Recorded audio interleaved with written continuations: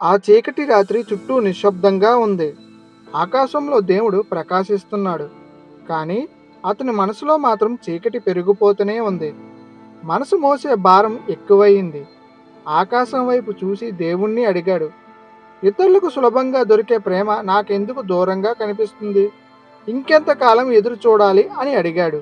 కొంత సమయం తర్వాత ఆకాశం నుండి దేవుడు సమాధానం ఇస్తూ, నీ కోసం నేను రాసిన ప్రేమ కథ చాలా గొప్పది. అది నీ జీవితాన్ని మార్చే ఒక అధ్యాయం.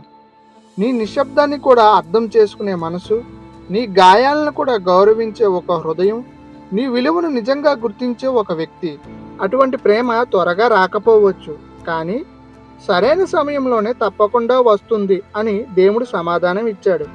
అయితే ఈ ఒంటరితనం ఎందుకు శిక్షలా అనిపిస్తుంది అని అతను అడిగాడు. దేవుడు మృదువుగా, ఇది శిక్ష కాదు, ఒక రక్షణ. కొన్ని సంబంధాలు బయటికి చాలా అందంగా కనిపిస్తాయి, మాటలు తీయగా ఉంటాయి, కానీ లోపల మాత్రం వేరొక రూపాన్ని దాచుకొని ఉంటాయి. అవి కొంత సమయం వరకు సంతోషాన్ని ఇస్తాయి, కానీ అదే జీవితాంతం కావాలి అన్నప్పుడు నీ జీవితం భారమవుతుంది. నీ హృదయం ఆ బాధను మోయలేదు.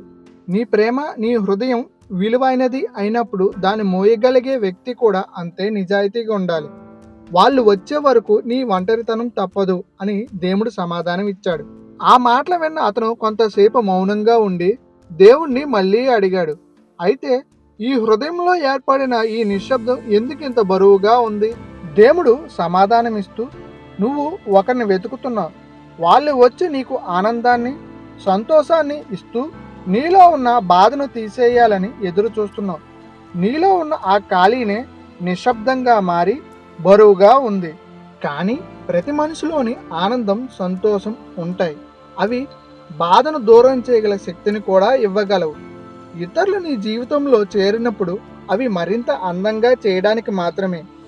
నీతో నువ్వు సంతోషంగా, ఆనందంగా లేవు అన్నప్పుడు ఇతరులు కలిసినా నీకు నిజమైన సంతోషాన్ని పూర్తిగా పొందలేవు. కన్నీళ్లతో దేవుణ్ణి అతడు అడిగాడు, నేనెప్పుడు ప్రశాంతంగా ఉండగలను అని.